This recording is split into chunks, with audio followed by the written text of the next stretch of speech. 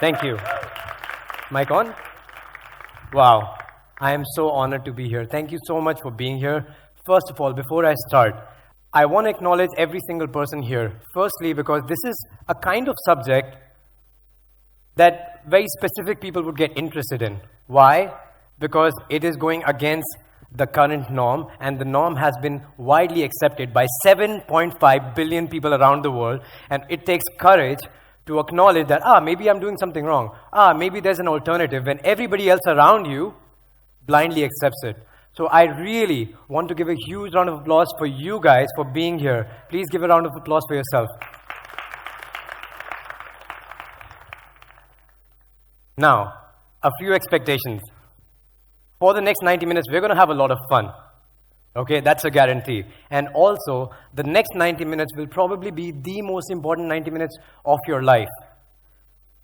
I know it sounds like a bold statement, but what I'm sharing is a framework that I've been developing for the last 10 years, and I've shared it all around the world at different platforms in Malaysia, in Europe, in the United States, on TEDx platform. And I've had so many, hundreds of thousands of stories of how it has impacted, how it has shaped the direction of people's lives. So have an open mind. That's the first expectation.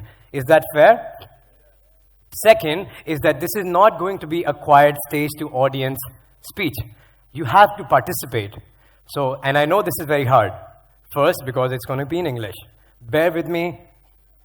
Be open to the idea. It's going to be in English. Second, you guys are Indians. There's not much interaction happening in general. That's what I've noticed, right? So what I want you to do, your time is extremely valuable.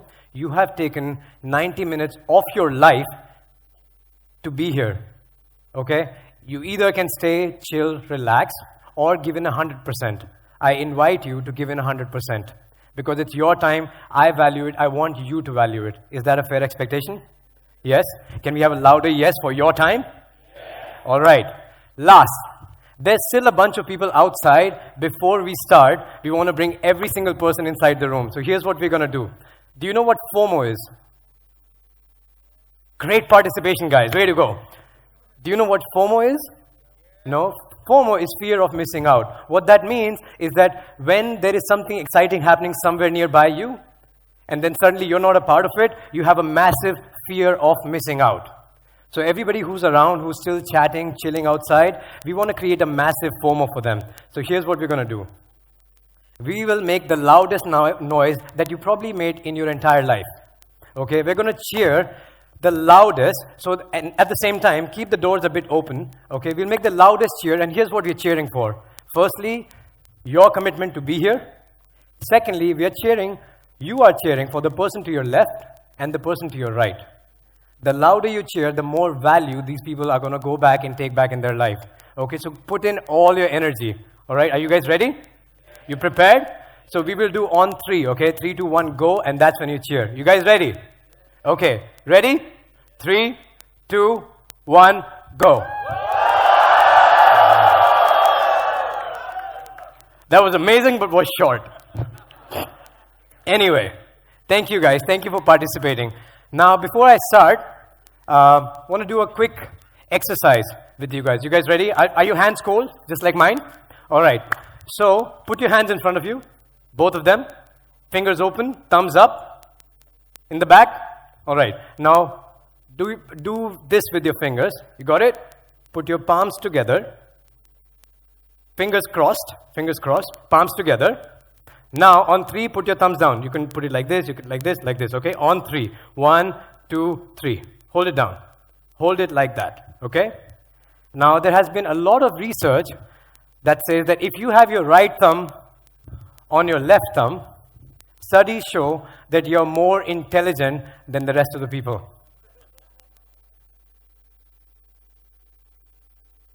Really? And if you have your left thumb on your right thumb, studies show that you're normally more beautiful than the rest of the people. So you guys know who you are. And for the people who have the thumbs equal, these are the people who are neither of them. So, I'm just kidding, guys, just to warm you guys up. Let's start.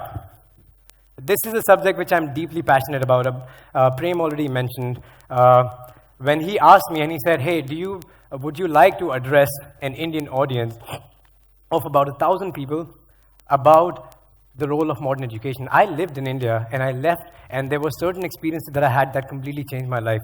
For me, it is a no-brainer. This is the purpose for me in my life, and that's what I do every single place I go. And this is a framework that I've been developing for the last 10 years, right? And how I was able to develop it, because it started with my own education, right? If you haven't noticed, I'm Indian, right? And just like every Indian, I went to the university, and guess what did I study? Exactly, engineering, right? Computer science engineering, exact stereotypical answer. And I always joke about this.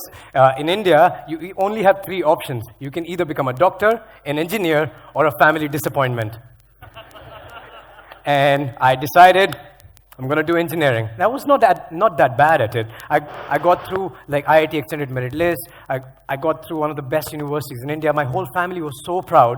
Like, you know how if you do something nice, if you guys are kids, if you do something nice that your family is proud of, 50 people will call you. Beta, congratulations, so proud of you, now your life is successful. I am so happy that you finally done it. So, and my family was calling me and telling me all of this, and I realized that I'm going to my engineering university. That was year 2007.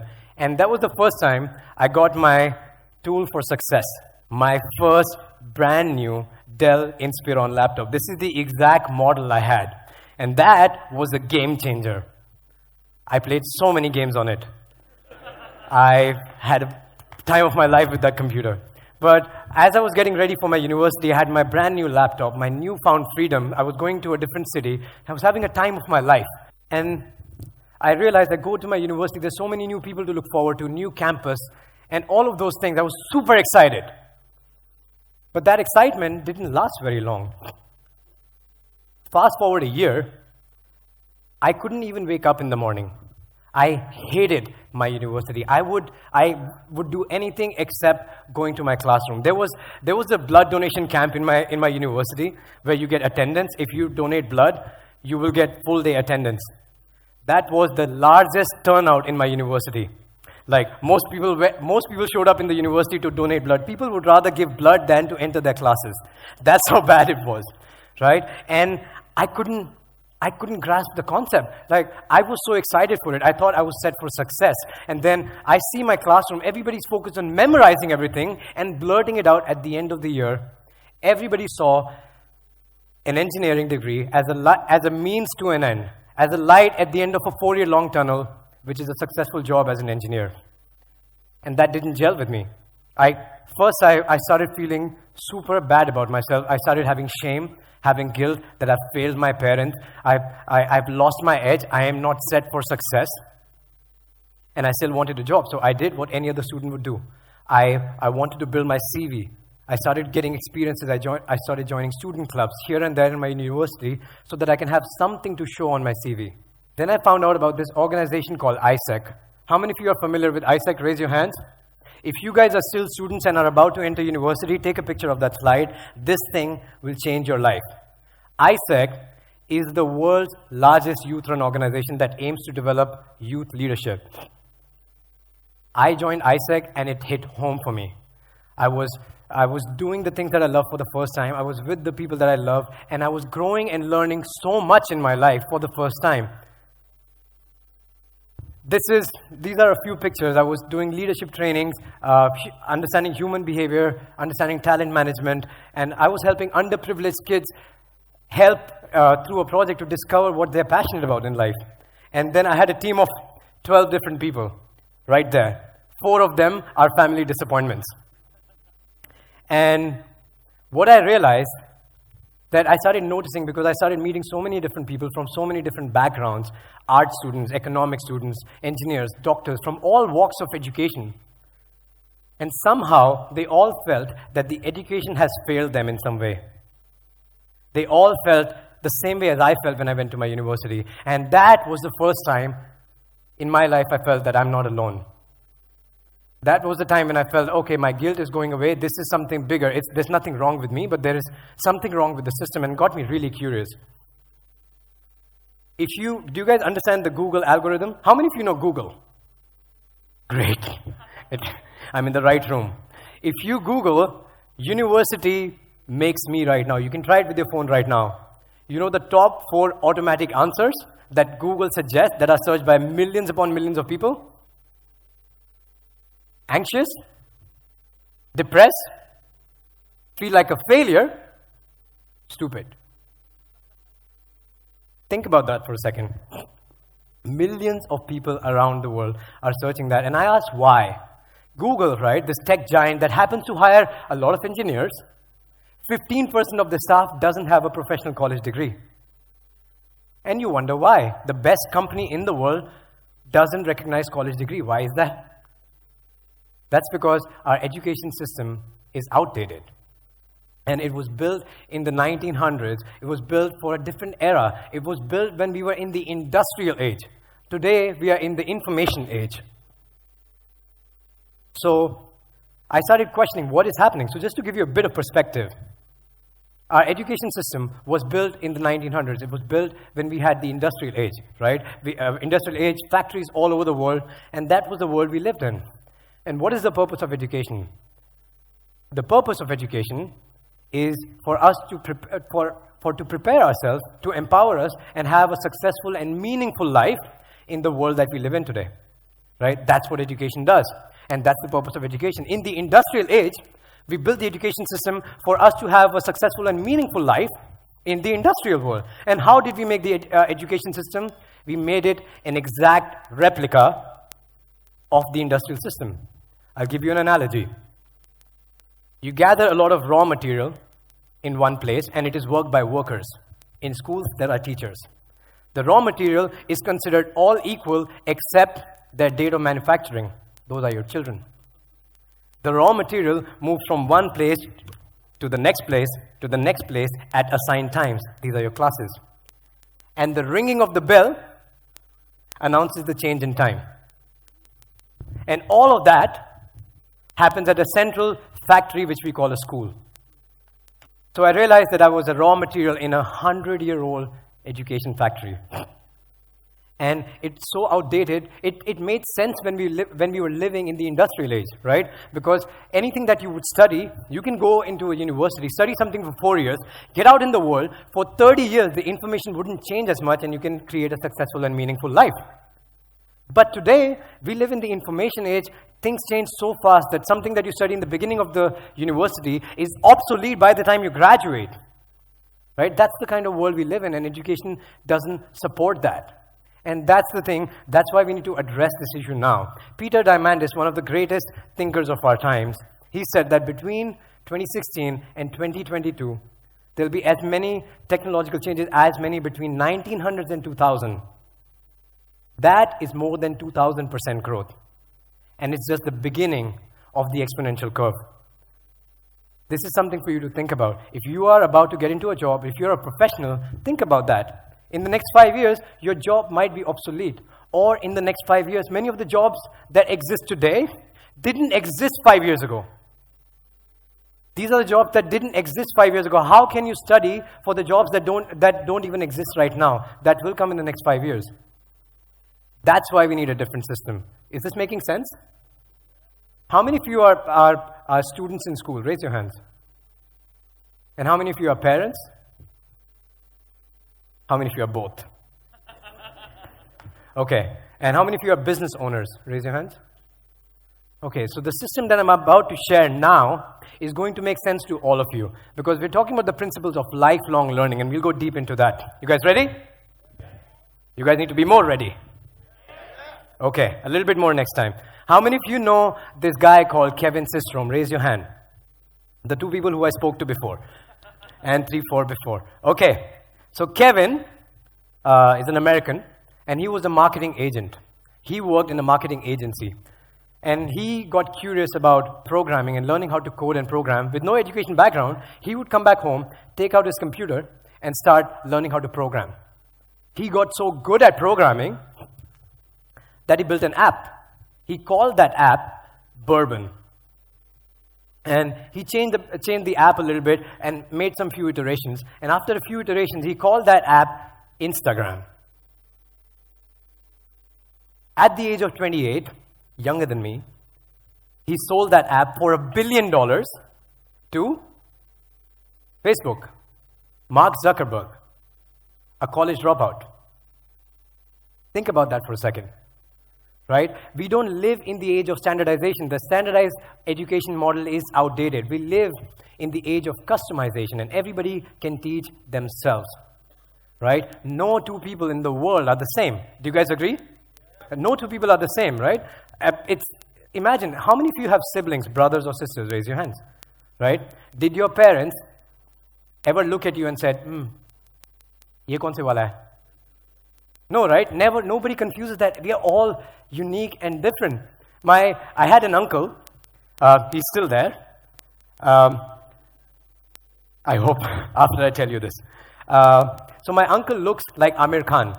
His face resembles Amir Khan. Pretty cool, right? And I'm sitting at home with my friend, and we're chilling on the computer. I don't know what we were doing. And my uncle walks in. And my friend looks at him and says, "Wow, you look like Amir Khan." And to that, my uncle says, no, he looks like me. We all want to be unique, and we are unique. Start designing your own unique education, and it has never been easier. That's the first pillar of modern education, self-education. How do you design your own education? Did you know that all the courses that Harvard, the best university one of the best, arguably, university in the world, all the courses that they teach, you can take the same courses today for free. Not just Harvard, Berkeley, Stanford, all the top universities, MITs. You can go on edx.org. Students, if you are interested in this, take a picture of this slide. There's this website called edx.org. They have more than 10 million students globally. You can take the courses. They're free. Most of the classes are free. Take them. Or how many of you are familiar with Udemy? Raise your hands. Udemy or any other education platform. Coursera. Udemy, for example, you can go online and you can take practically anything from programming to photography. Take those courses. Programming doesn't take 4 years to learn. You want to turn your passions into your income? You can do that. It takes a lot less time. Most of the courses on this website are less than $200. I have purchased courses from this website for less than $20 in their promotion. That's how accessible self-education is. Does it make sense? Ready to move on? Need to be stronger. Guys, I will not move forward if I don't get the response. Okay? Oh. All right. That's the first key. The second key, I got the clicker, it works. The second key, this is how you take it to the next level. How many of you know this guy except these two guys? How many of you know Elliot Bisnow? Anyone? So Elliot Bisnow, side note, one of the coolest guys I've ever met in my entire life. Elliot was a young digital entrepreneur at the age of 23 in the United States, in Utah. It's a powder mountain, lots of snow, lots of skiing resorts. And he was starting out as a digital entrepreneur there. And at the age of 23, he had no idea what he was doing, had a lot of unanswered questions, and he decided to, call up all the successful entrepreneurs. And this is what he did. One second, guys, I have really bad throat. He decided to call successful entrepreneurs in his environment and said, "Hey guys, I'm a digital entrepreneur. I'm starting out in Utah. Why don't you come out to Utah and hang out with me? We'll go for a skiing trip for a weekend. I'm inviting so-and-so successful entrepreneurs off your time. Why don't you just come hang out? And you know what? I will pay for your trip." He took $50,000 on credit card debt and invited 50 different entrepreneurs to hang out with him for that skiing trip for one weekend. But then he was on to something. Because next year, 200 people came, and this time they paid. The year after, 700 people came, and then they paid. Today, he's birthed the biggest entrepreneur organization, which is called the Summit Series.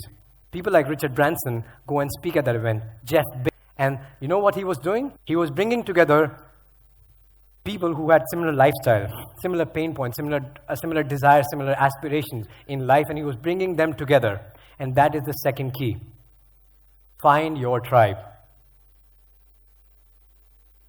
Human beings are social animals. That's our evolutionary design. It's ingrained in our DNA. We thrive in an environment. We learn from each other. We teach each other. We grow together as a tribe. And this is one of the fundamental principles. And this is where you learn so much. This is why the most exciting part of going to a university or to a school are the people next to you, around you. These are the people that you learn the most from. Is that true? Right? It's deeply ingrained in our DNA. And this is one of the most important principles which we go away from the moment we leave our university.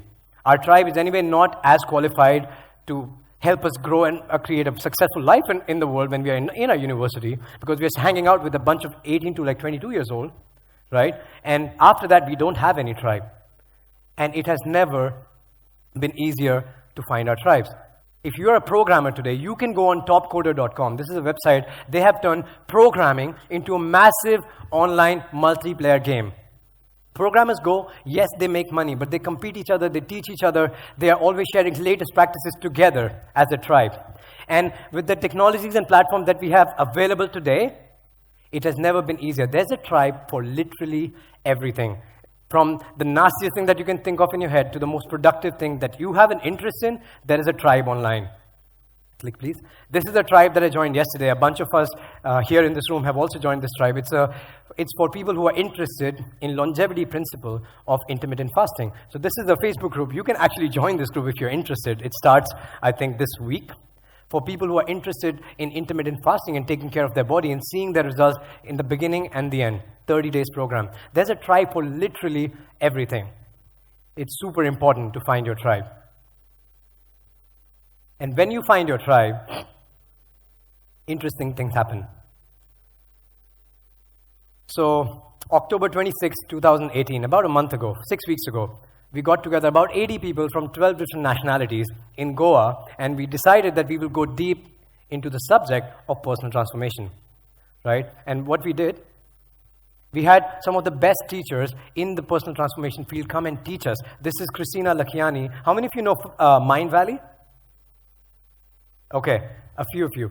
Mind Valley is one of the most innovative companies in the personal transformation phase. She's the co-founder, and she's talking about self-love. Click. This is Alsu from Russia. She is a certified breathwork instructor. She's talking about how to use the power of your breath for daily stress, productivity, health. This is Pancham, and next to him is the guy Ronan from Brazil. These are two fitness experts talking to us about how to live according to the longevity principles in India, where it is so bad. The health situation is getting worse and worse. So we were talking about these subjects. We were doing some exercises. That's me in the white t-shirt. Click. And in the evenings and in the afternoon, we had time to play together, have fun together, dance with each other, and have fun with them, right? And we had spaces to connect deeply and meaningfully with them. Right? This is to connect deeply and meaningfully with our tribe. Come together, have some fun, connect, and get a lot of inspiration and aha moments. Right? So this is the video that I want to show you for 2 minutes of this is what an experience like this, when your tribe comes together, looks like. Can you play?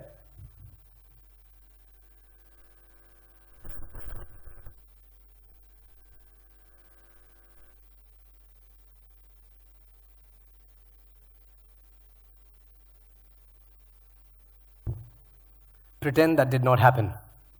Okay, close your eyes, go back 10 seconds, we'll start over. That's me. Stop. Not working?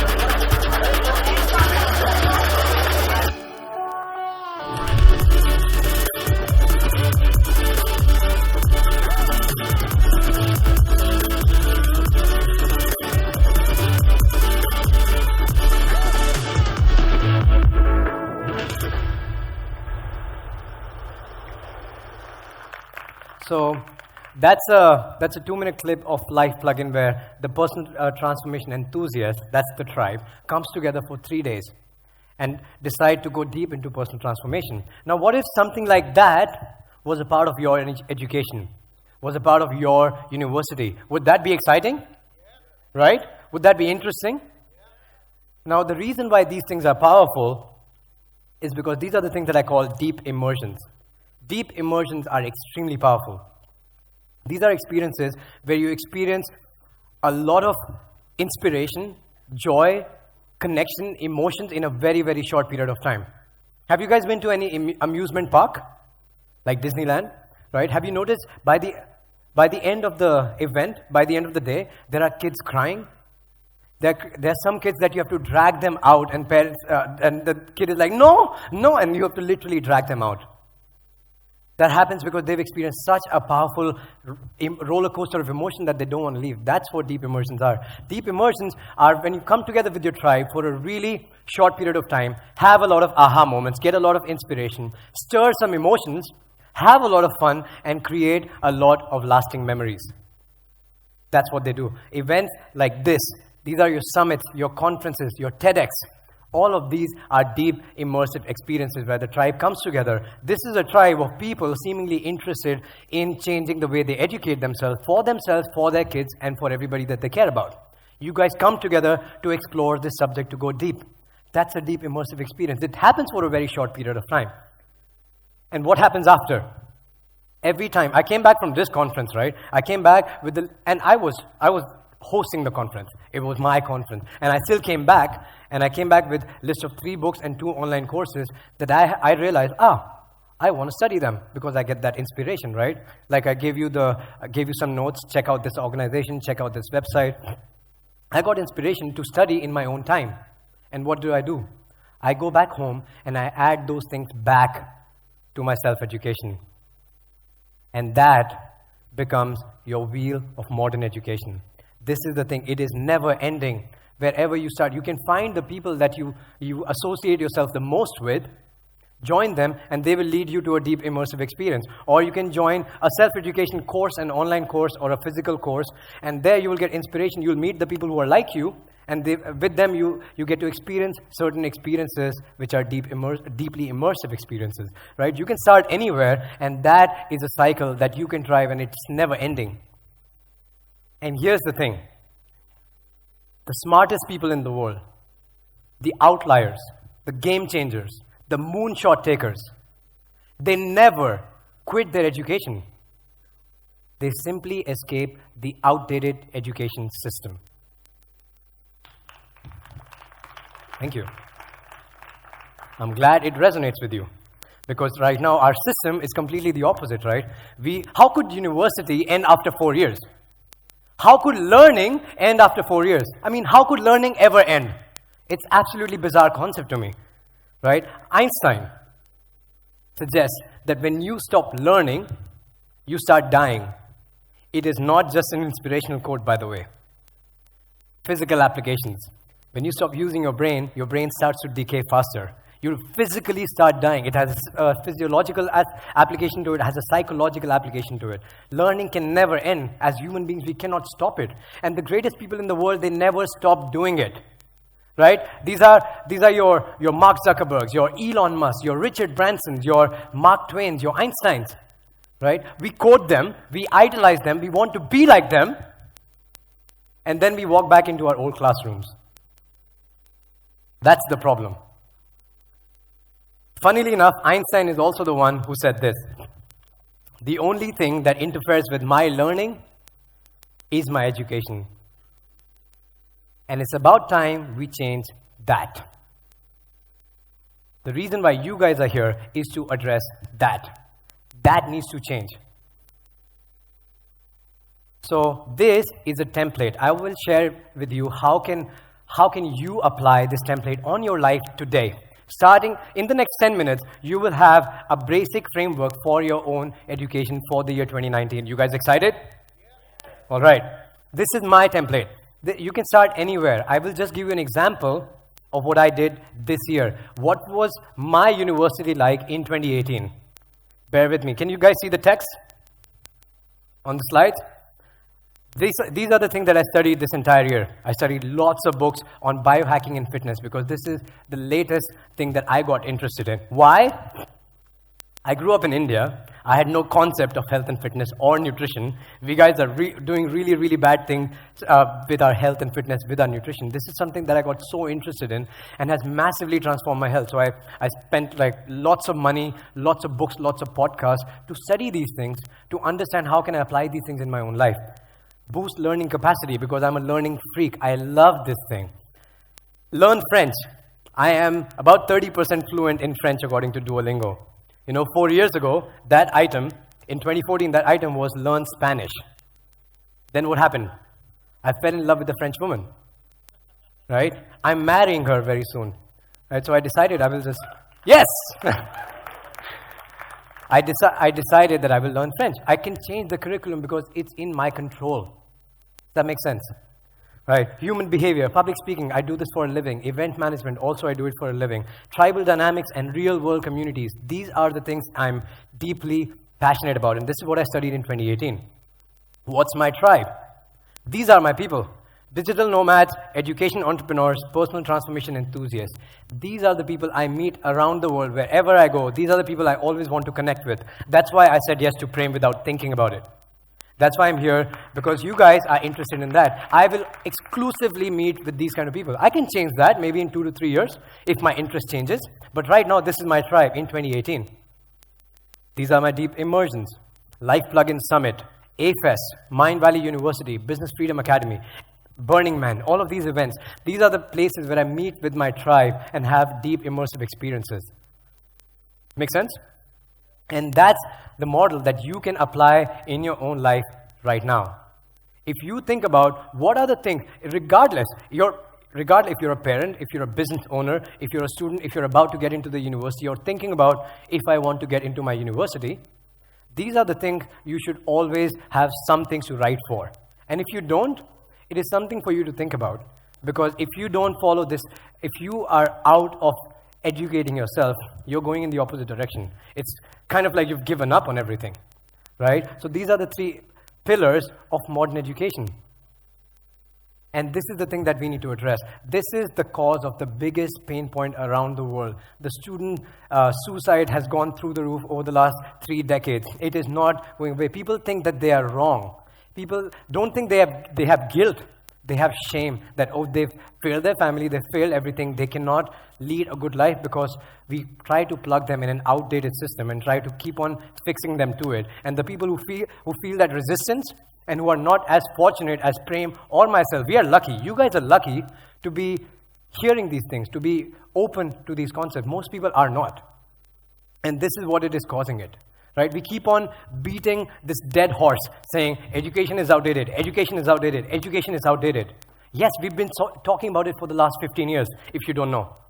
We have always been talking about it, but what we don't talk about, it is what is the alternative of the outdated education system. It is not follow your passion, follow your heart. No, what is the system of my education in the 21st century? And that's my proposal. That's all there is. What I want you to do now is take about 3 to 4 minutes, think about what are your elements in self-education, meaning what are the books that you study or want to study, your podcasts that you want to listen to, the online videos that you watch, the blog posts that you read, any shape or form that you learn in your own time and you study in your own time. These are the elements in your self-education. All the books, all the podcasts, all the courses, online, physical, classes, everything. Your tribe is what are the kind of people that you're surrounding yourself with? What are the kind of people you want to surround yourself with? Design your ideal education for 2019. These are the people that you want to surround yourself with that can uplift you in the direction that you want to go. And deep immersions, if you don't know, it's fine. But if you have your tribe, if you have your self-education, deep immersion will emerge. The first one is already this one, right? So what I want you to do is take 300 seconds, no more. This is not Indian Standard Time. We will stop in 300 seconds and we will move forward. And take your time to write these 3 things down for yourself. Is that good? Yes? Can we do that? All right. Your time starts now.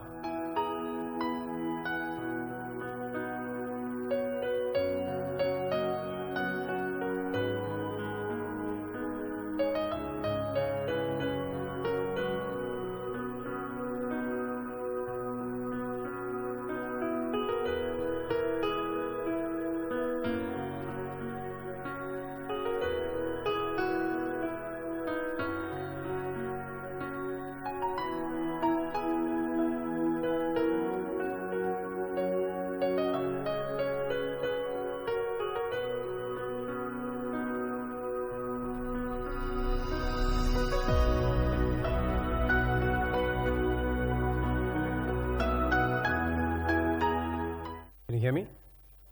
Yes? Some people are already running away. Excuse me for my throat. I came from Delhi. Anybody a fan of Delhi? Exactly. The pollution is so horrible. I could barely breathe. I was physically in pain. I had headache. That's how bad the pollution was there. And I got a bit sick there. So excuse my voice. Do you guys have a little bit of framework, something written down for yourself that would be of value? Yes, yes, no, maybe. Did you guys lose your motivation? Okay. Are you guys still excited? All right. Before we start, so this is the main framework that I wanted to suggest. This is how I see people driving their own education in the 21st century. This is what puts you in the driving seat of your own education. And it's about time you become the dean of your own never-ending university. That's what it empowers you to do. Before we move forward in another concept, I want to quickly take a pulse check. If you have any questions, I'll take one or two because we'll have a longer time for Q&A later. But if you have any questions around this framework, now would be the time to address them. Just raise your hands and there's mic runners around and somebody will come up to you and ask. You can ask in Hindi or English. I process both languages.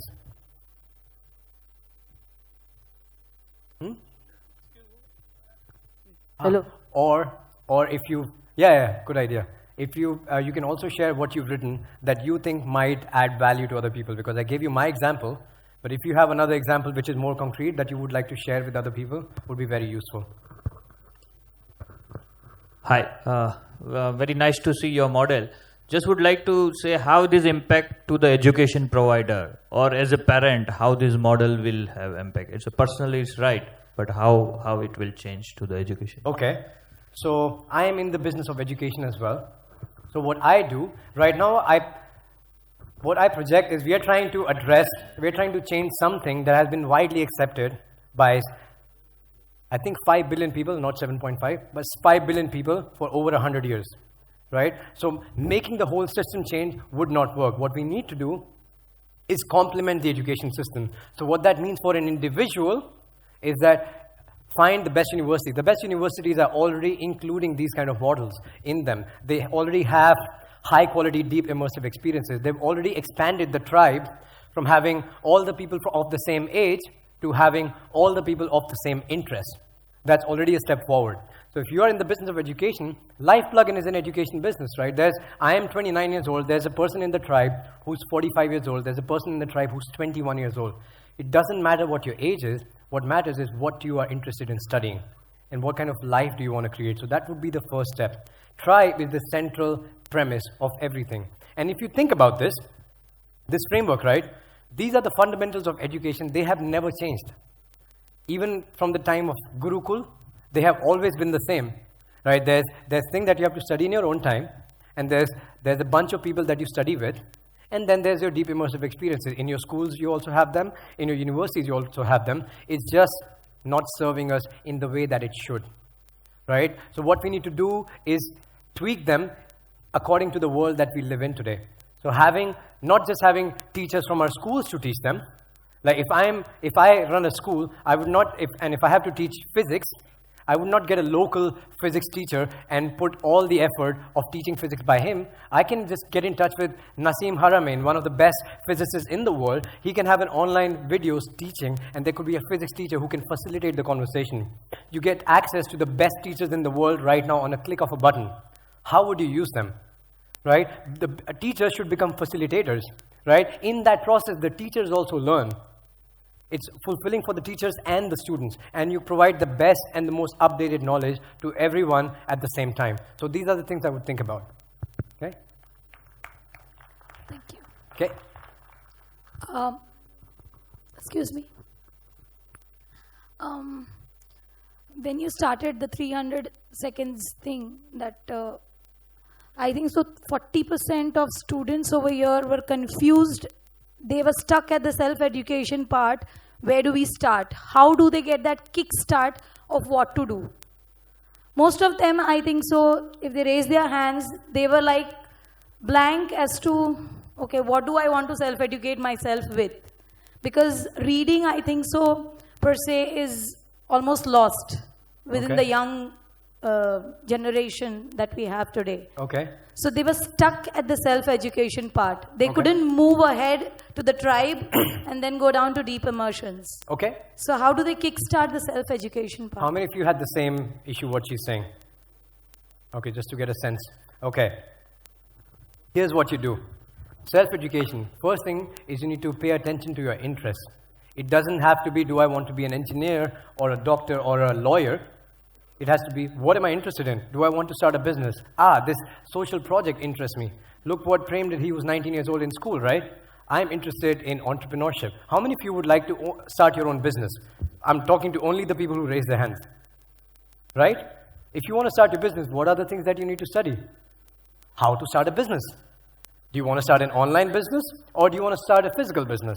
Go there. Just question a bit more. Study that. And every single thing that you would want to study, there are books on it, there are podcasts on it, there are people in the world who've done it in the past.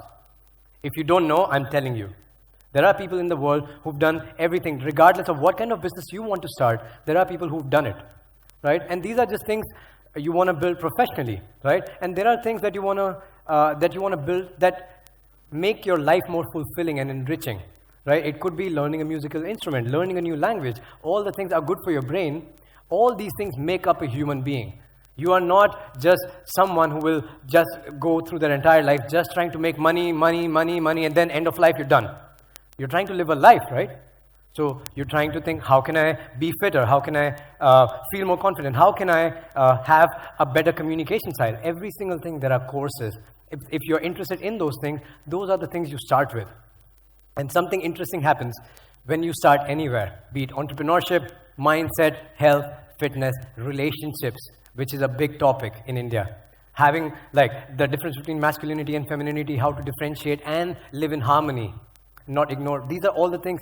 When you start studying them, the first thing that you will pick up, a book or a podcast or a blog post, whatever.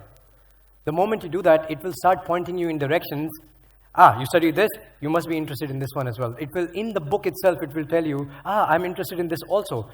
You add more things to your list. You add more things to your list. It starts with just one item. If it's entrepreneurship, which is what most people raise your hands with, and I'm not surprised, India has a beautiful entrepreneurship culture, right? So you guys are interested in it, start reading more books on it. What happens then? You start connecting not with your university students, but only with the students who are interested in entrepreneurship, in leadership, in people management, in creating events like this. Prem is your classic example. Just join his tribe. Right? Associate yourself with Ranchos and find more tribes until you find the one that aligns with your interests the most. Does that make sense? Does this answer your question? Okay. One last. Hello. Raise your hand. So, sir, what do you mean by deep immersions and how is this cycle a lifelong cycle and connected? Okay. Deep immersions are events where you come together with your tribe for a very short period of time. It's an event that the video I showed you for 2 minutes. We meet twice a year for 3 days. Our tribe meets for 6 days out of a year. That's it. And in these 3 days, what it does, first thing it does, reinforces your connection with the tribe. Second thing it does, it gives you a lot of aha moments and inspiration for the new things that you want to study, because those were your interests of the tribe. You had common interests with the people that you came together with. And then you have a lot of fun. You add a lot of play to your life. That adds to your learning and excitement and education. I will talk about that in the second part of the presentation. Right? Why this is lifelong is if you want to continue to educate yourself. I went to my university in 2007.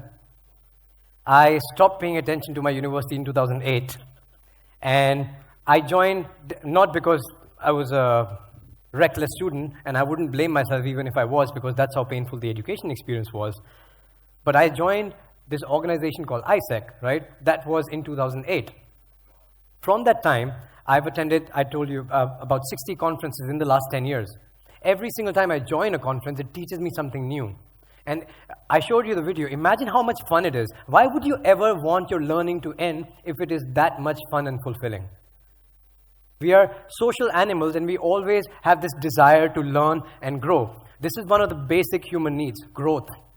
And the biggest point of depression or people trying to suppress these emotions through alcohol, drugs, cigarettes, all of these addictions, as they grow up, they get into these things because they are numbing themselves if their need for growth is not getting fulfilled, which is what is happening in most of the world.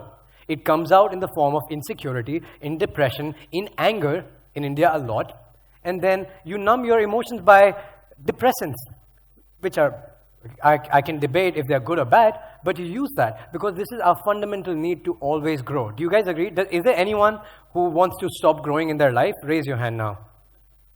Curious, right? No one. Okay, so this is a fundamental need. How do you fulfill that need? If we finish our university, that need doesn't really get fulfilled, or not to the standard that I would be happy about. Right? There's a few learning opportunities here and there in a company once a year. Maybe a course which is put together in the most boring format, and you are put together with people that you have no connection with, no interest with, and you're studying a very narrow field. And your life is this big, and this is the thing that you keep on educating yourself on. Right? And your growth in these many areas just don't happen. So the need for deep immersion, or the whole cycle, so to speak, is because if we want to continue learning and educating ourselves, and this is another principle, how do we make our learning intrinsically rewarding? Right now, in our education system, our learning and education is extrinsically motivating. Extrinsically meaning from the external pressure, external expectations. Everybody's telling you that you need to learn, and that's why you need to learn. How can we get to the point where our learning is intrinsically motivating, where you're jumping out of the bed to learn the things that you want to learn? Because you get to play, you get to have fun, and it has meaning in your life. Once you have that, why would you ever want it to end? That's the premise of deep immersion. It's the same premise for self-education. Why would you want to self-educate yourself after you finish your university? Another thing is that we live in the information age, I already told you, right? Here's another fact. An average millennial, you fit that criteria, an average millennial will have 3 to 5 different careers, not jobs. 3 to 5 different careers in their lifetime. And if we don't develop the ability to constantly reinvent ourselves every 5 to 7 years, every 5 to 10 years, we are falling way behind the progress curve.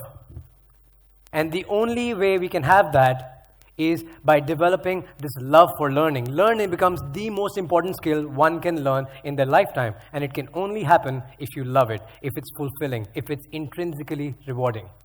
Make sense? Okay, shall we move forward? So now I want to talk about this principle of fall in love with learning. This is a perfect segue into the answer that I gave before. So what I realized, I'm endorsing a lot of things about learning, falling in love with learning. I said I'm a learning freak. But I wasn't always like that, right? I talked about how important learning is. It is the most important skill one can develop. If you are in this room and if there is one thing that you can take back home from this whole event, I hope it is this. This is the number one thing that anybody can have in their whole life. And the reason why I endorse it is not because I'm a learning freak. I was a champion. I was learning all of these things super well. Actually, I was quite the opposite. Actually, I was quite horribly opposite. So much so that my parents were worried. Up until 2007, I hadn't read a single book outside my curriculum. A single book, nothing outside the things that were forced upon me. No book, nothing. That's how bad I was. And the first book that I read was by Chetan Bhagat. Not necessarily brilliant. And it was 5 point someone. Doesn't count at all. And I read it because I was in an engineering university in Punjab, and yay. So that's how bad I was.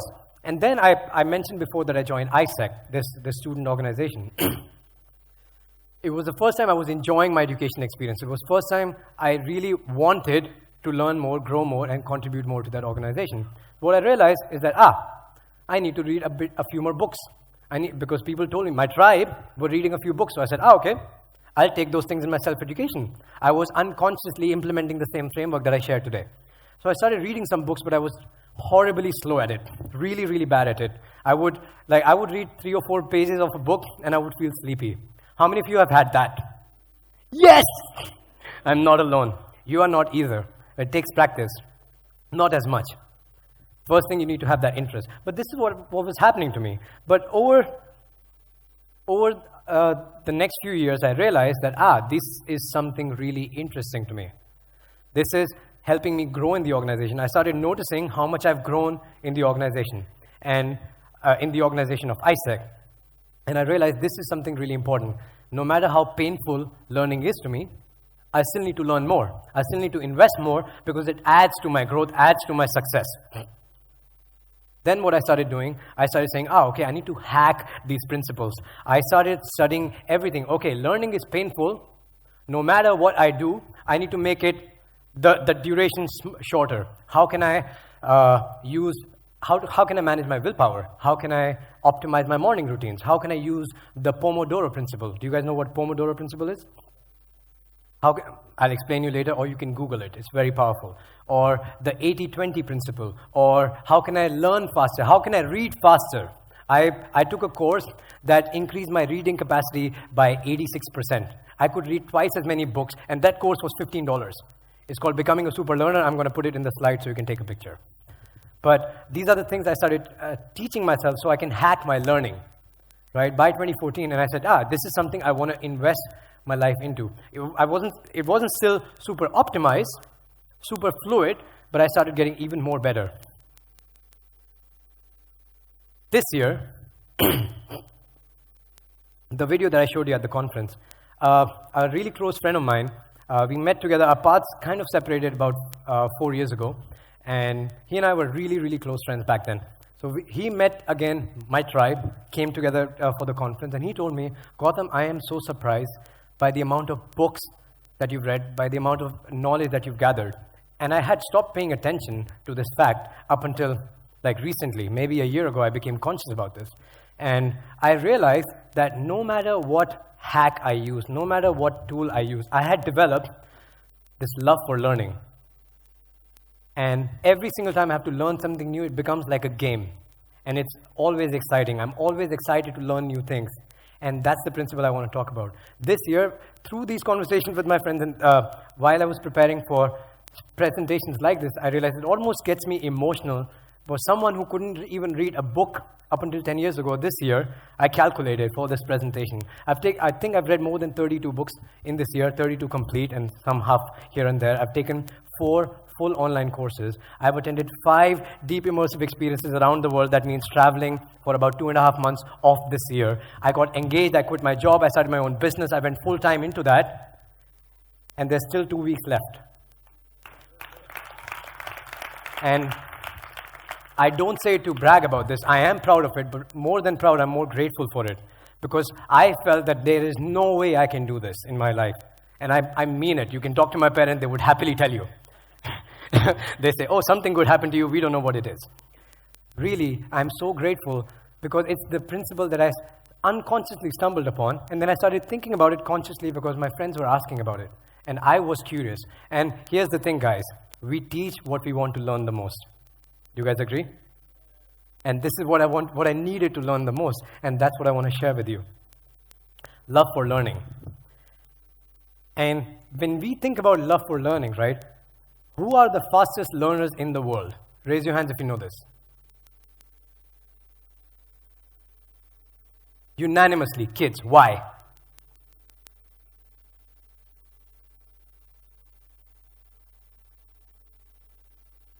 Open mind. What else? Curious. Great. What else? They don't have to undo anything. No pressure. Fearless. No background what? No background to restrict. Amazing. You guys are doing my presentation for me. What else? Beginner mindset. Amazing. These are the things. And here's the joke of it all. You guys were all kids at some point. Most of you. Right? So we were all born with this love of learning. What I want to talk about is not how to fall in love with learning, but it's how to fall back into love for learning. If we can re-engineer what is going on in a child's mind or in their environment, there's something that biologically they have an advantage towards it. There's some environment that they are surrounded with when they are kids that enables their learning so fast. So that's what I want to talk about. And if we can re-engineer that mind because we are smarter, because we are adults, right, coming from kids, we can get back into that process and learning becomes more exciting. You guys want to know what the framework is?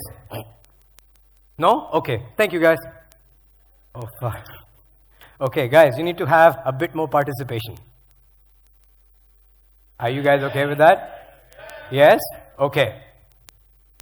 So the first aspect, there's 3 elements to it that if we can re-engineer as kids, we can have in our own life and we can develop this love for learning or at least start the process. It will take some time. First is the mind. Somebody also mentioned in some shape or form, kids have open mind. What does that mean? Right? First thing is curiosity. Look how curious this child is. All the parents raise their hands. Isn't it annoying the amount of questions that kid asks? Yes, there are people still in pain. It's so painful because kids are so curious. And at some point along the way, we lose that curiosity. Right, my brother is 23 years old. He's a musician, really talented musician. And I went home and I was talking to him. He's a great musician, but he's starting out as a business and as an artist. Artist and business don't really go together as much. So I was helping him saying, okay, Devant, you need to do this, you need to do that. This is what you do with your business. This is what you do with your marketing. This is what you do with the learning. This is what you do with the process. All of those things. The things that I know because I love him. This is what this guy says. He's from Delhi. So he says, yeah, Gautam, I know all of that. And I said, you arrogant brother. If you know everything there is to know, how are you still stuck in that situation? And that is the problem. And as it's not his fault, part of it is Delhi. I blame everything on Delhi. But it's as a society, think about what we put emphasis on, what we put on a pedestal. Anyone who's more successful, that guy knows more. This guy knows more, look at him. We look up to those people who know more, right? And that makes us always have this brain barrier as we grow as adults to always say, yeah, I know that. Even if I know a hint of it, I know that. I build the mindset, I know that. Because that's what we put emphasis on, that's what we say is more valuable. But if you think about this, the smartest people in the world are the ones who ask the most questions. Is that true? So harness a curiosity mind. You'll have to catch yourself. Every single time you say, I know that, I have fallen prey to that. Even up until last month, it takes practice to develop that. Kids don't have that. We learn this thing from our environment because we always say, look at him. He knows more. Look how successful. Look how smart. And everybody wants to be smart and successful, so they start developing this narrative. Kids don't have that. They learn it. Now it's our job to unlearn it. Make sense? Harness curiosity. That's the first way to optimize your mind. Accept the limitation of your knowledge. Humility is a great tool. Not used often, really, really well, but accepting the limitation of your knowledge makes you go beyond them. And that's what the smartest people in the world, I've met so many incredible people who've taught me so much. Every single person is the most curious person I've ever met. They have this glint in their eye. The moment you bring something to their attention that they don't know, and no matter how much difference in the status, they say, tell me more. Be that person. Tony Robbins says, the quality of your questions determines the quality of your life size. Second is belief. Somebody said belief system here. Now this in itself is a talk that I do for 3 hours, and this is a very deep subject. If you guys are interested in studying hardcore into this, read anything on subconscious mind or subconscious programming. But here's the gist of it. There are 2 types of beliefs. There are empowering beliefs and there are disempowering beliefs. A child only has empowering beliefs. They don't have the concept, it's hard for me. They don't have this concept. They only know, this is something I want to learn. There's a musical instrument. I will just pick it up and play it. Somebody who's an adult, guitar, it will hurt my fingers for like 3 to 4 weeks. It's so hard. It's so difficult. I don't want to learn. I have to lose weight. I have to get more fit. It takes so much effort. I have to run every morning. I have to do these many things. I have to give up on my food. There's a birthday coming. There's all these beliefs that how hard it is. A child doesn't have that. And if there is something that you want to learn, catch yourself. This is where every time you have this voice in your head, it's not a reality, right? It's hard is the dialogue in your head. And a child doesn't have that. There are empowering beliefs, and then there are disempowering beliefs. Every time there's a disempowering belief, catch that. And there are tools that you can do to reprogram that. Some of these beliefs that we develop, it's not our fault. We develop in our childhood. A lot of this is what we call our childhood subconscious programming. But you can reprogram it through repetition. Every time you have that, you catch yourself and you program another belief. You tell yourself the opposite thing, even if you believe it to be not true in that moment. You do that through repetition. Over time, it changes. Or you've heard of hypnosis. Outside the woo-woo term, there's actual methodology through which you can program your subconscious mind.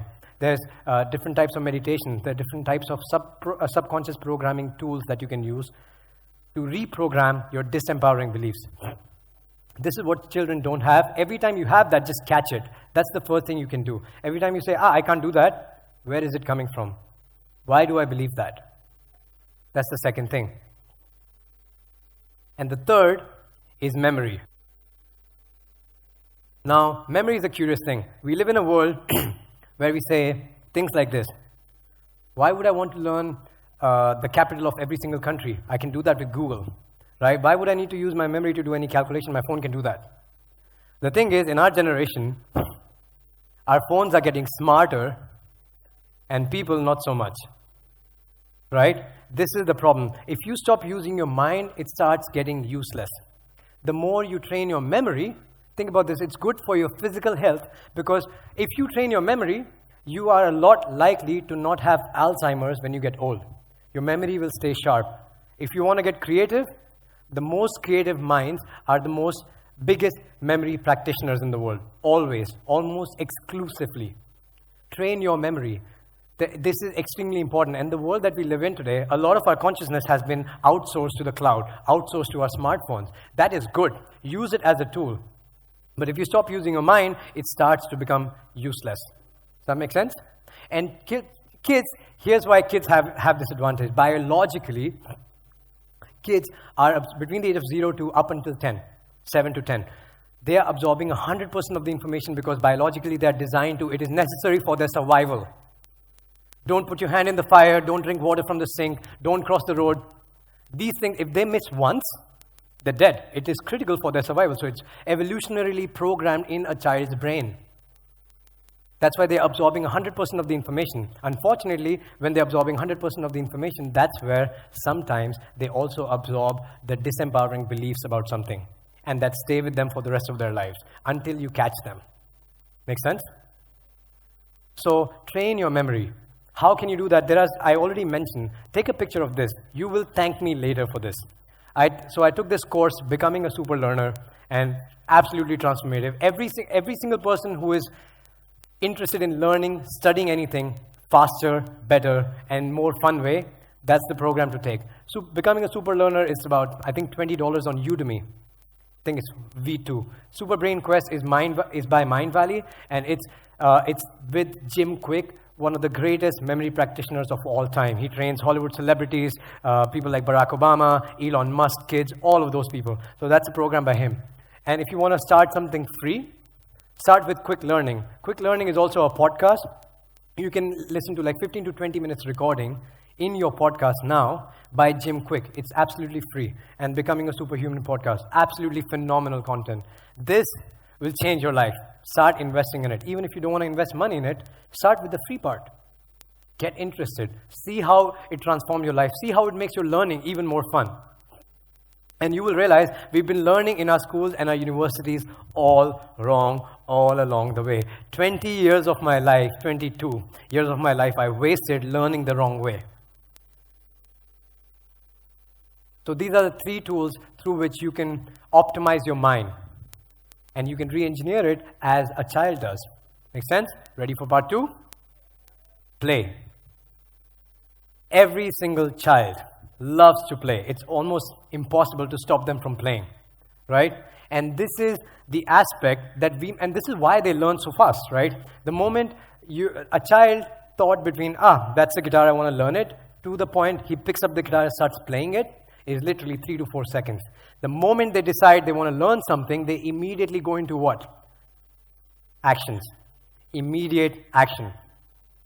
Immediate action. There are so many people who I know, they tell me, Gautam, I want to lose weight, or I want to get fitter, or I want to change this aspect of my life.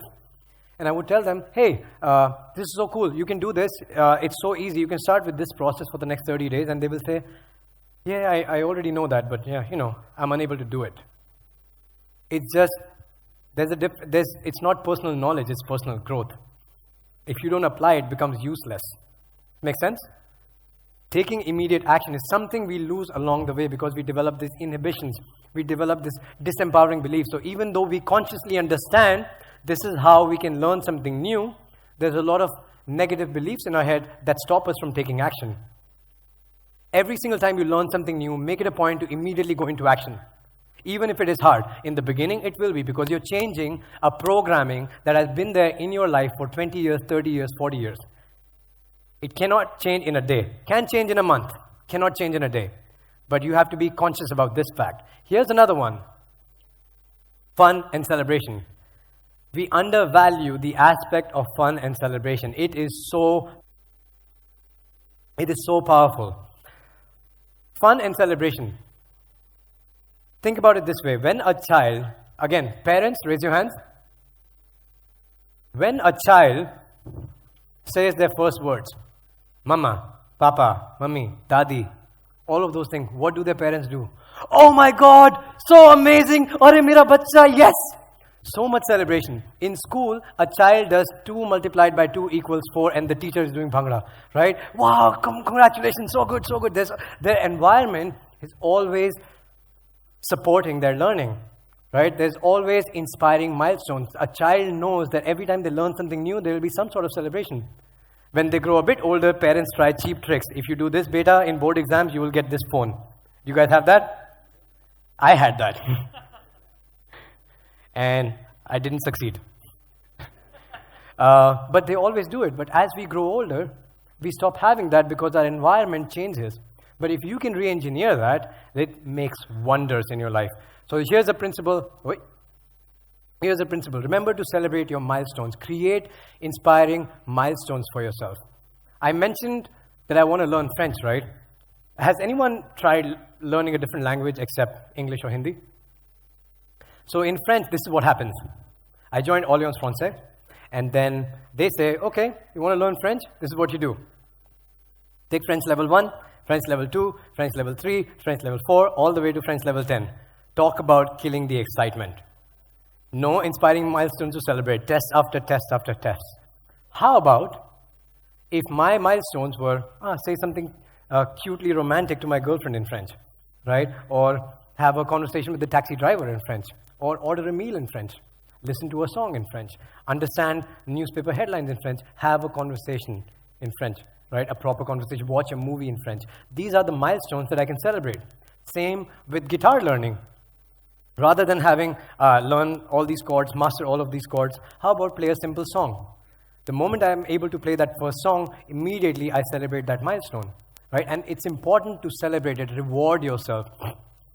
You can break really, really bad habits. If you have an addiction of smoking, you can break the habit of smoking by creating inspiring milestones. You can break any pattern by creating inspiring milestones rather than just trying to use your willpower to go all the way through, right? Here's an example of Couch to 5K. This is a company that their goal was to take really obese people in the United States and get them to run 5 kilometers. This is what they did. They made a tribe. They made an online community.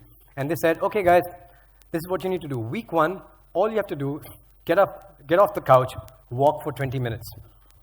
People said, oh yeah, I can do that. People walk for 20 minutes. They check that point. There's a bit of celebration in the community. Week 2, you have to do run for 2 minutes, walk for 10, run for 2, walk for 10. Can do that. Week 3, they slowly start to progress a bit more. And every single time they do that, there's a celebration. This is a small part, they did it. There is one part which is so widely dreaded, feared in the community. It's called W3D5. Means week 3, day 5. Everybody knows that in the community. Everybody's afraid of it from the time they start. It's such a big milestone. The milestone is you have to run 20 minutes straight. These people are ridiculously fat, and the first time they start, they've never even walked for 20 minutes. So for them, they are so afraid of it.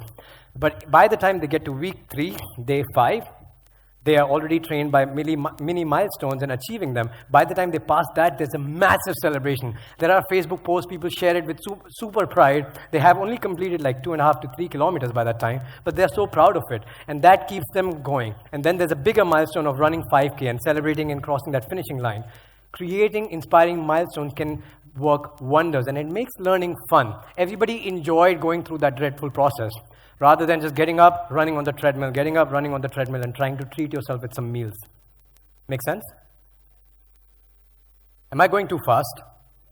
Okay. Can you find me in this picture? Good. It's not a good picture.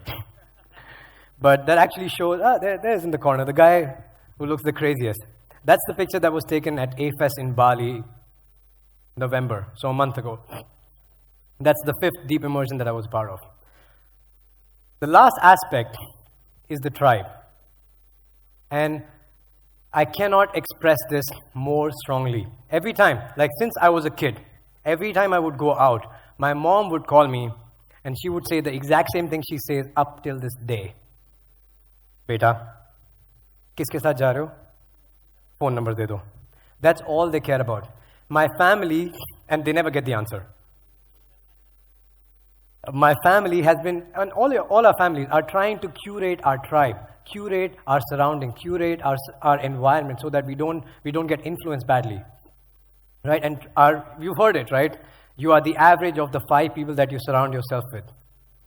The tribe is the most important factor when it comes to your learning, when it comes to your fulfillment, when it comes to your social connection, your relationship, everything. This is, to me, is holy. And kids always have their tribes curated. The ones who don't, those are the ones that develop ADD, ADHD, all these mental illnesses at such a very young age. And the more developed the country, have you noticed the lesser is the human connection? Right? And the lesser is the human connection, the mental health issues are on the rise, relationship issues are on the rise, the physical health issues are on the rise. Why does that happen? Because this is the principle. We are evolutionarily designed to be social animals.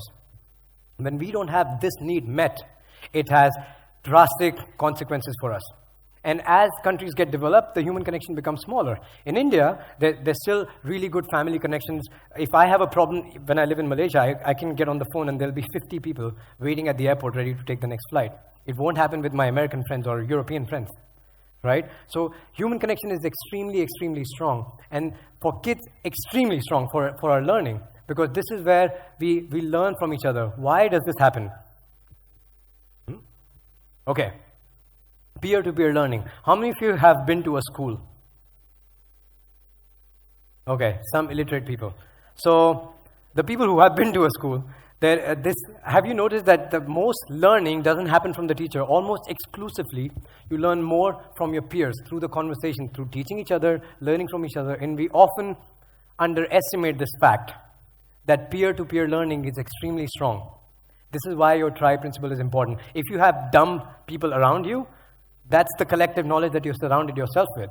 Right? Unless you're spending way more time with the teacher, which is also possible, this becomes an issue. So peer-to-peer learning is the first aspect. And kids have this all the time. So note number 1, guys, always, always, always surround yourself with the people who are learning, studying the same things as you, or are more experienced than you in the same field. And you will also be enjoying your time more. You will also be using your time more productively just because of the people around you. Does this make sense? How many of you know CrossFit? Anybody does CrossFit? Yay, a few people. The people who do CrossFit, they know that they don't shut up about it.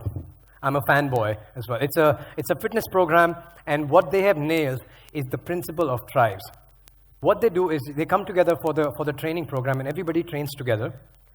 The only competition is they're competing with themselves, but the competition happens in a group. So once you finish the competition, you're cheering for other people to finish for the time or finish their exercises really, really fast. So it's a really beautiful community, has the element of accountability, has the element of teaching each other, has the element of healthy competition, has the element of extreme fun and play. So CrossFit is the classic example. There's many. for tribes, CrossFit is my favorite because they have nailed the principle of tribes and learning from the people around you. And they have completely transformed health of hundreds of thousands of people in a very, very short period of time. They came in the industry, I think, 2007, 2008. And they have completely taken off the fitness industry like a storm. Every single year, their Olympic level championship, more than 400,000 people compete. 4 lakh people compete every year for the global championship. And it's a 6-month championship. It's unbelievable how passionate they are about learning these principles.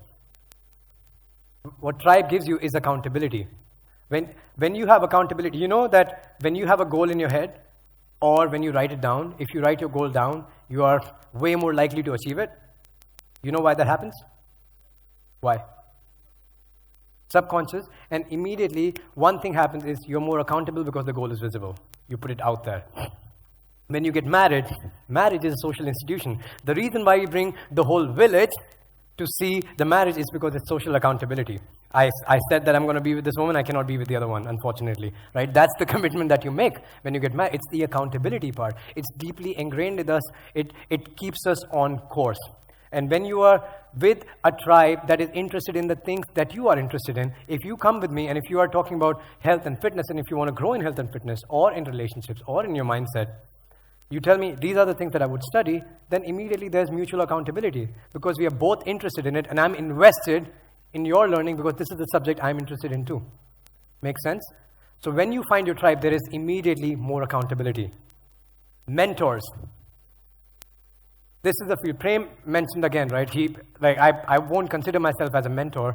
I think I have a way more scope to learn. But every single time, if you have more knowledge than someone at a given point of time, if they are in the same area of interest, regardless of the circumstances, almost exclusively, if you ask for support for someone doing something good in that field, and if you're in the same field, they would almost exclusively help you. They would almost exclusively help you grow, learn more. The smallest thing that you can ask, even if someone doesn't have time, is, I'm interested in this. I know you don't have time. What book would you recommend? And the guy would give you 10. Like, I'm so excited you want to know more about this. They would do everything they can with the resources that they have to add value to you.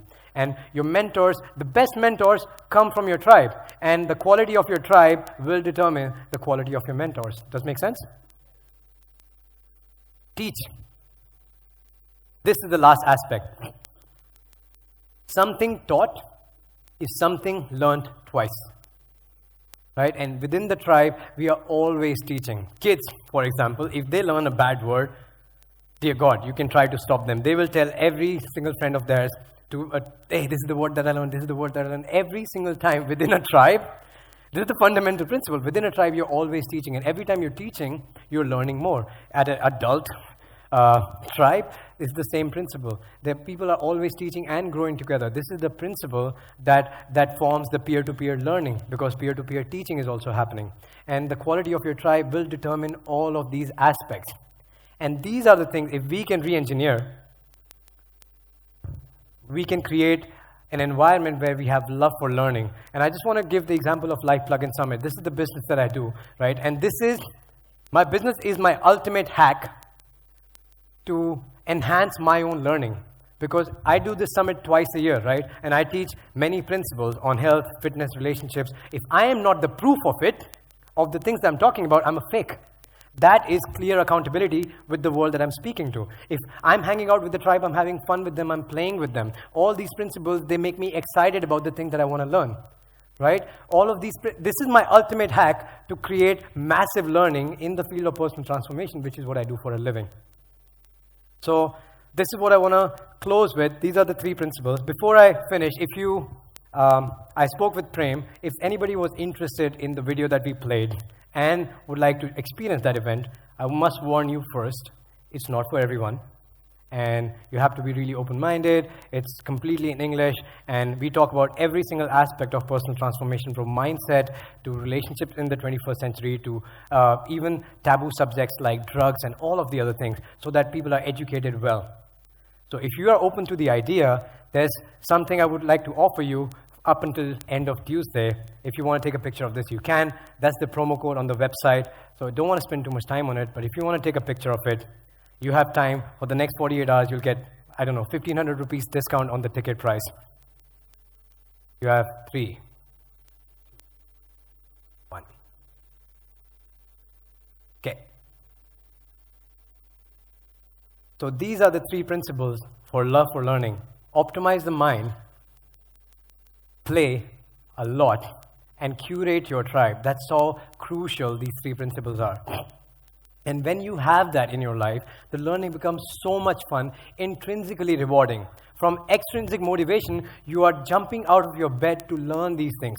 Prem, for example, he told me he slept at 4 a.m. yesterday, voluntarily, because this is something he's passionate about. These are the things that he wants to produce, and he wants to learn and grow more.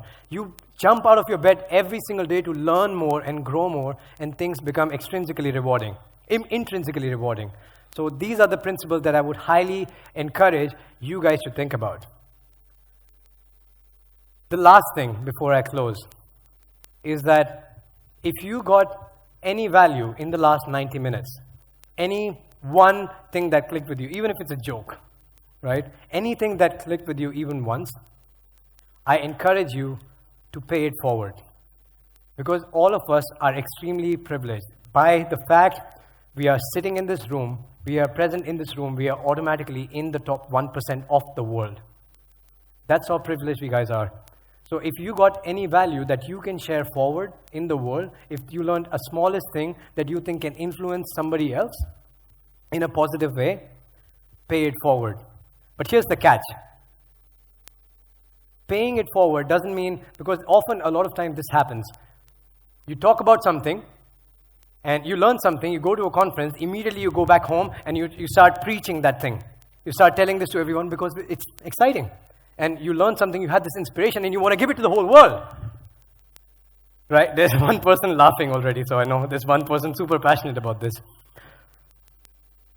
But the best way to teach someone or to pay it forward, any parent would agree with this. Children don't learn by what you tell them. That's why children are the ultimate tool for personal growth.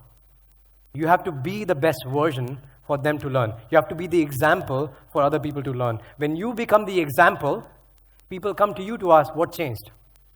Tell me, I want to learn more. And if you can pay it forward even to one person, I think I would have done my job.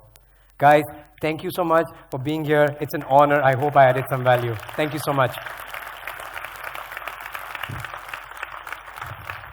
Thank you.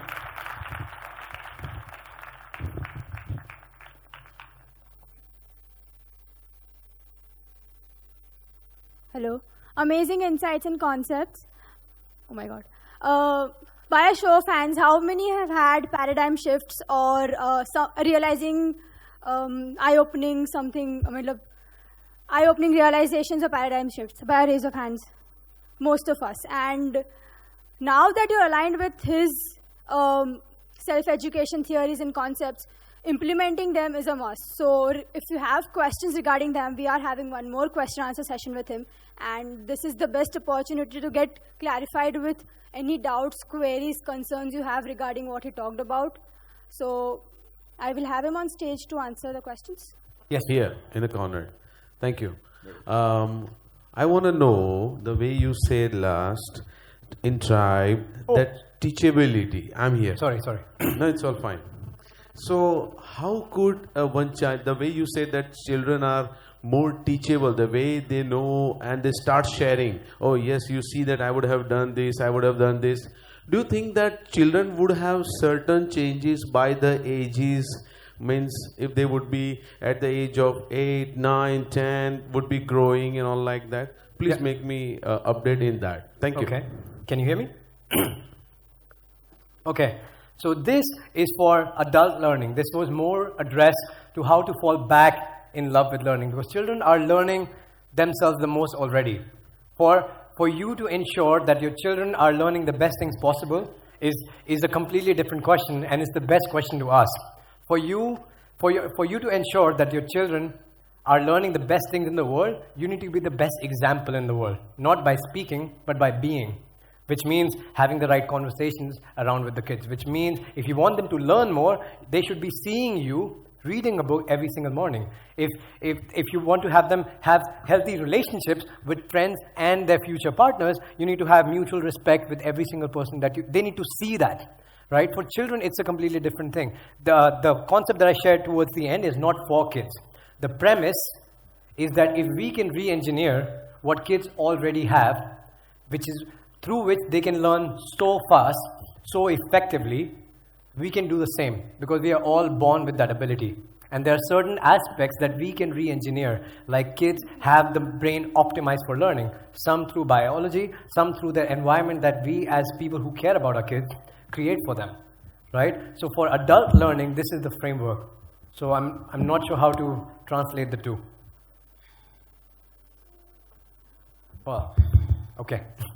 Excuse me. Yes. Where? Oh, there. I'm in standard 12th. How do I start with what to do for a career? I'm confused. Like, what do I start with?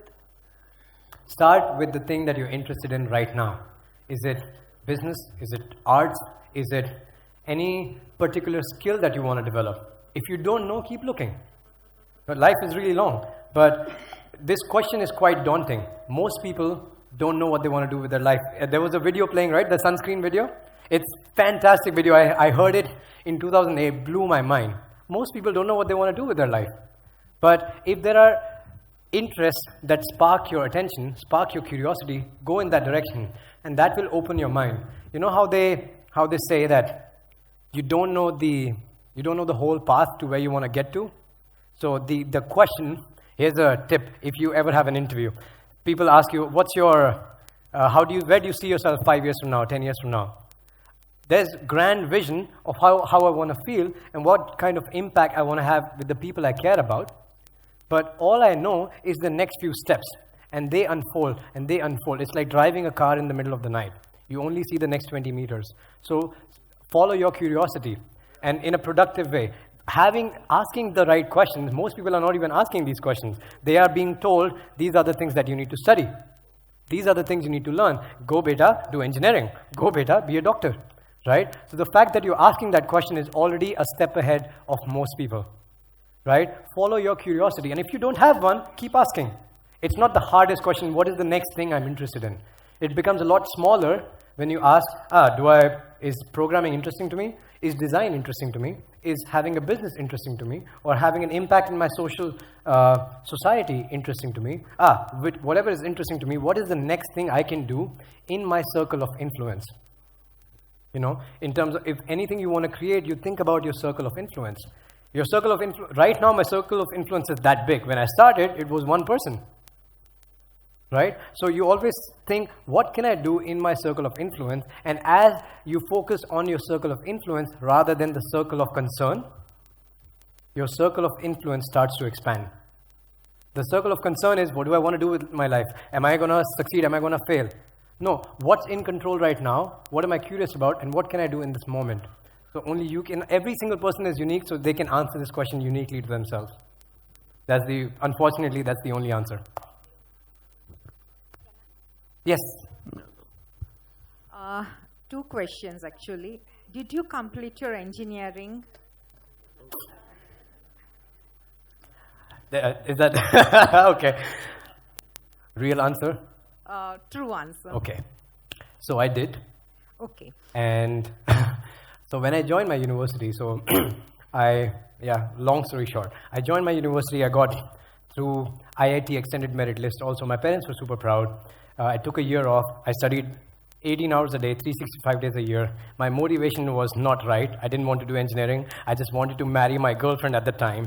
So I knew that I had to create a good career. So I did it. And I joined my university. There was the counseling, and I was the first preference of my university. You know how the counseling happens? I was the first rank for them to enroll in the university. And the history of my entire university, of its 25 years of existence, I'm the person who graduated with the least score possible. Okay. That's the real answer. But you completed it, yes. Right? Yes. Today you're having sore throat or some throat ailment. and just say the discipline you are delivering over here. This is what young impressionable should grasp. No matter what, he is doing his duty, and he did it when he was a student also.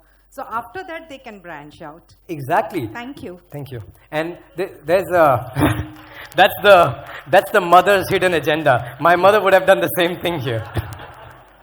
And exactly, guys, if you just say, screw the world, I'm going to do it my way, I hope you're lucky as I am. Not everybody is. And you don't have to fight the whole system. You have to pick your own battles.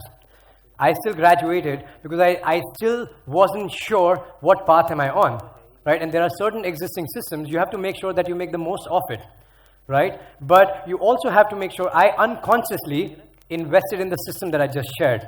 That was my luck, right? You are 8 years ahead of that. So the world, the technology has changed. The possibilities have emerged so much right now in comparison to when I was there. I finished my graduation and I encourage every single person to do so. It's not to say, goodbye, I'm done. But it's also important because millions upon millions of students in the world are getting depressed. Ma'am, people are committing suicides. This is also very common in India, right? In medical exam, you fail and people end their lives. These are two extremes.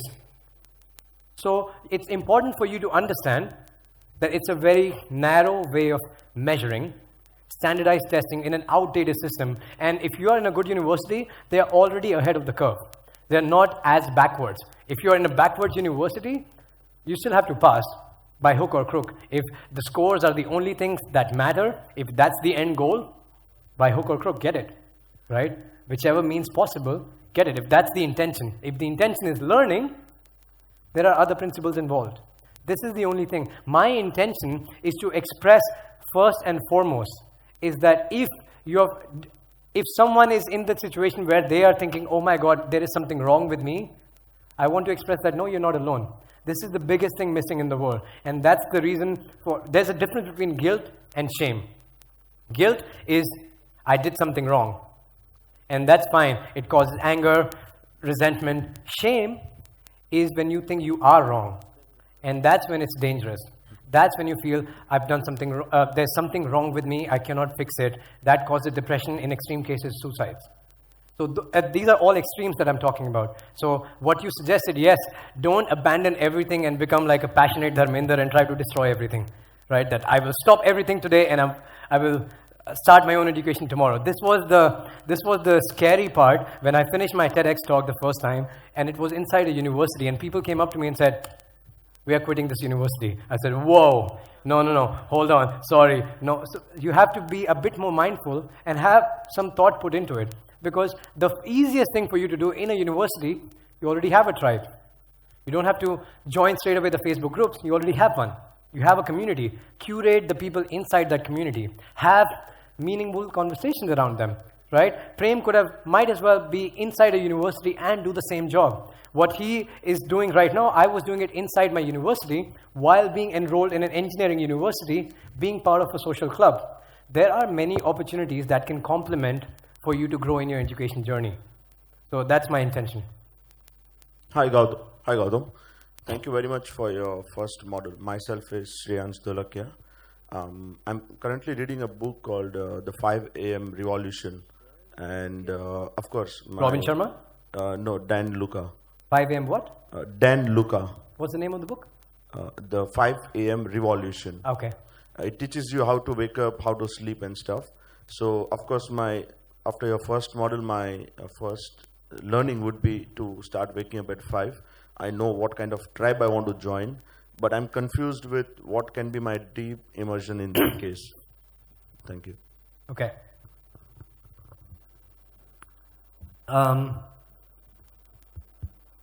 Firstly, so the 5 a.m. revolution that you're reading, just a digression before it. You know that habit formation, different types of habits. Waking up super early in the morning, something like 5 a.m., is one of the keystone habits that one can apply and that can dramatically change your life. If you're interested in making some new decisions in your life, and which takes a lot of willpower, like building a new exercising habit, or building a habit of waking up and learning something new for 1 hour, or waking up and meditating in the morning. One of the reasons why waking up super early in the morning helps is because when you wake up, your willpower is a physical source of energy. It's tested, many experiments have been done. It's a physical source of energy. And as you go through the day, every single time you're making a yes or no decision through the day, your willpower depletes a little bit. It depletes a little bit. So towards the end of the day, that's when you make a decision to eat healthy and you still go for that cookie or that cake in the fridge, is because your willpower is at a very, very low level. So waking up in the morning is one of the keystone habits to anybody can apply if you want to learn and be productive in your life. Now coming to your question, you are aware of what tribes you want to join, right? Can you shout out one tribe that comes to your mind that you want to join, or are you not clear with that? Okay, so when you start finding them, when you start finding your tribe, every single tribe almost exclusively have some events, some congregations, almost exclusively. So for ISEC is a global tribe of 200,000 active students, volunteers, and they have their global conferences. Mind Valley is an active tribe of personal transformation enthusiasts. They have their A-Fest and Mind Valley University 3 times a year. Life Plugin Summit is an active tribe of personal growth enthusiasts, and they meet twice a year. Every single tribe you join, every single Facebook group you join, they will almost exclusively point you in the right direction. That's the beauty of this framework. This is what universities do, right? You go to a university, that's like joining a tribe. You join the tribe of that classroom where everybody's of your same age. That leads to different school trips, education trips if you're in a good university. As soon as you join that modern education aspect anywhere, with the intention of learning, your self-education will point you to the right tribes. Your right tribes will almost exclusively point to the deep immersions. Right now, if having the whole picture in your mind, that means you already experienced or thought about the whole thing and still didn't join. That almost never happens. So start with joining a tribe and you will see what kind of events these guys are joining. Sometimes they just have meetups. If you're just an international traveler, there's couch surfing tribes all over the world. They just keep on meeting every single time. They're digital nomads who just travel all over the world, and they have digital nomad conferences to learn how to be a better digital nomad. Every single tribe has some sort of meetups, some sort of events, some sort of summits. And the quality of the tribe will determine the quality of their deep immersive experiences.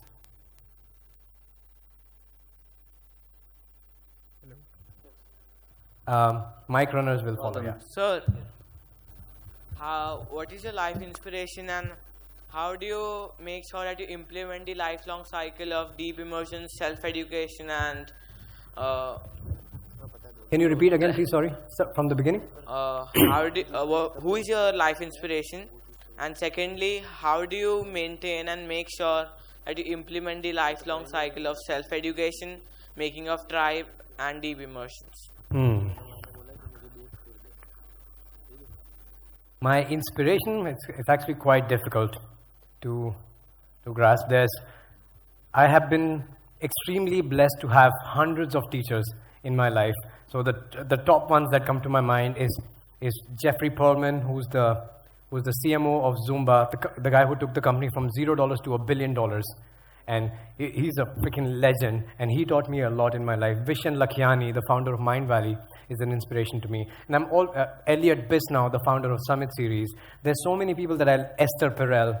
There's so many teachers that I can talk about. I cannot pinpoint one inspiration, but I think is the process of having extreme gratitude for them that always keeps me going. There's all of these people that I mentioned, and I can, in 1 minute, mention 100 names, I think, of all the people who've taught me. And the idea of always paying it forward, because I knew that I would never be able to pay it back to them. I knew that everything that they've done for me and the place where I come from, it was like, my life is barely recognizable from 5 years ago. If you had seen me 5 years ago, you would not recognize me. And the premise that I can never pay back the people that made a difference in my life, but I can always pay it forward, is what inspires me to do everything that I do. And thank you. What's the second part? How do I constantly invest myself in this process? I wasn't conscious about it when I joined in 2008, when I started unconsciously joining these experiences, and my intuition was guiding me to go to ISEC conferences, even when I was neglecting my studies because I was getting more value there. And it was 2008, so I started my circle of my wheel in 2008. From 2008 until 2012, I was still uncertain where my life was headed, but my intuition was telling me to keep on following this. I was getting more value. My parents could see me having more value, and even though my scores were low in my university, they saw me grow so much that they supported it. And it took like 5 to 6 years where I got comfortable with the idea of always investing myself into these processes, because the world that we live in today, you have to understand the society that we live in, the beliefs of the society are extremely powerful. We are social animals. It has its positive aspects and its negative aspects. The positive aspects are many, I already mentioned. The negative aspect is that whatever your surrounding believes or agrees upon, that's a very, very strong belief.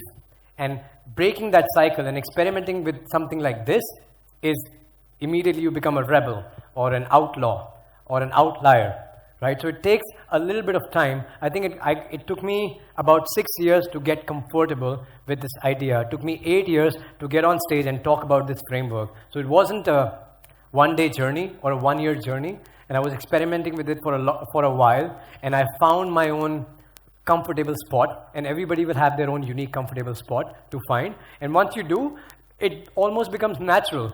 Until I was asked to speak on TEDx stage, I wasn't conscious about it, and I spent some time, what was I doing, what are the things that I can share, what has actually made a difference in my life, and that's where the framework emerged. I wasn't going around thinking about this framework. I'm not from this industry. So these things take time, and these formulas emerge, and wherever you find your comfortable spot, that's the one for you.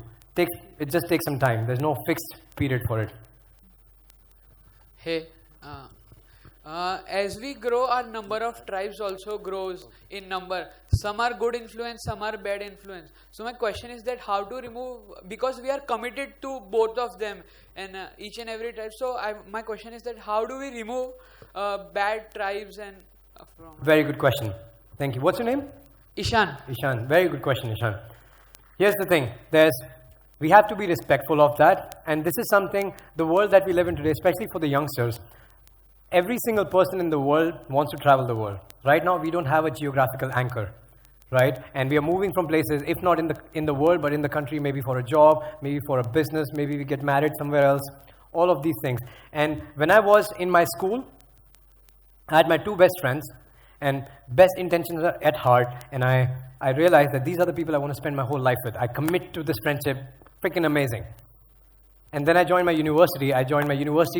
Friends, and my connection with my school friends kind of wavered because the interest failed, the communication reduced. So it wasn't like, hey, we're done, let's not talk to each other, but the conversation became from once a day to once a week to once a month. And then I went to my university and I realized the same thing. These are my best Punjabi people because I was in Punjab, and these are the people I want to hang out with. And then I joined ISEC in 2008. And then every other thing just disappeared. Just stopped having meaning. I didn't say I don't resonate with you, but because of the interest that you have, your friends start to distance themselves, because everybody's your previous tribe, they automatically start to disengage. It's almost never like a breakup. You will never have to do a breakup, so I wouldn't worry about that. The moment, have you ever had a friend group in your childhood that you're not connected with anymore? You never had to fight with them or break up with them, or sometimes, but almost exclusively as we grow and emerge, our schools change, our universities change, our lifestyle changes, and you just grow apart. And growing apart almost naturally happens. But what tribe you grow into is something you have control over. Okay? So I would worry more about what tribes you are interested in, and these things will cancel them out by themselves. I never had to worry about them, so I was never conscious about it. And I never had to break up with a tribe, because it never happens. And if you have a good intention, it almost always pans out. So if you have the honest communication with everyone, it should work. Hey, Gautam. Okay. Yeah, I don't have a question, but I want to share something, like my thought.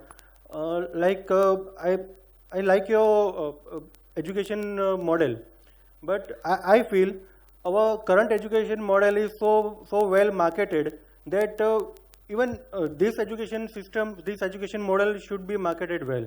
So do you feel marketing is a very important aspect to make our tribe or to grow together? Yeah. Like we need people. Yeah. And we need people to be enrolled in the system. So Yes. do you feel marketing is very important thing? Exactly. Marketing is sharing your message with the world and enough time so that it's widely accepted, right? This message of the current education system has been marketed. Now, I don't want to say marketing, but marketed for over 100 years by every single person and has been accepted. So it will take some time. Our job is to have enough conversations about it and have enough successful proofs of this system to work. We have a few, but we're not having enough conversations. The global leaders who talk about, yes, our education system is outdated, what I fail to see, I would always get inspired when they would say, yes, it's outdated. Yes, it's outdated. But I wouldn't get anything more out of it. Okay, what else do I do after it's outdated? So we need to have those conversations. There are enough proofs in the world where a standardized education system wasn't as powerful for people as it was for them to go on their own journey. We need to have more conversations, more dialogues, and it will take some time. And it is catching on. The fact that almost 1,000 people can gather together in a seminar room to talk about the subject is the proof of that. Right? A fact that a kid, I was 27 years old when I shared that on the TEDx platform, right? And it caught on, it became viral, people started sharing it, people said that it was resonating with them, right? The fact that UNESCO is having conferences about it, get 2,000 people every single year and discuss what is the future of the education, everybody is trying to address it. And it will take some time. And we live in a connected world, so these messages are traveling way faster than the old marketing system, which is word of mouth and your local media, which is also not bad intention. They are doing the best that they know. Even the parents who force you to take up engineering or medical or become a lawyer, they are doing the best they can to give you a successful life according to the best of their knowledge. Right? So I'm not worried about will it be marketed. If it is adding value to people, the connected world that we live in, it will travel on. We just need to keep on having this dialogue. Thank you. ये रैंचोज एक initiative है जो I am demanding from you कि ये initiative को ज़्यादा से ज़्यादा लोगों तक पहुंचना चाहिए, ज़्यादा से ज़्यादा लोगों तक ये बात पहुंचनी चाहिए. So you can just follow us, just be connected. Thank you for staying put. Ranchos is honored to have you guys for this session, and a special thanks to our awesome support system. We have so much gratitude for all of you, and we will keep on having, because you guys are unconditional. Your faith on us is unconditional, and thank you so much for being here.